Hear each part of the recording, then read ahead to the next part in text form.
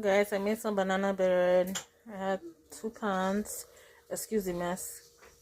And I'm going to bake it and we're going to see the finished result afterwards. Some of the banana bread. Look at this goodness. I'm about to slice into it, but I'm going to get ready to go. So guys, welcome back. I'm Hannah. Welcome to Hoystone. I just got back from the gym. I got back from work, came to cook some food for hubby. He went to work. He has gone to work. I am back from the gym. I didn't tell you. Actually, I went to the gym. For the last time I met, we talked. I said we were going to go to the store. Sorry, I didn't carry you guys along. I can show you a little bit of what I got if I get a chance to.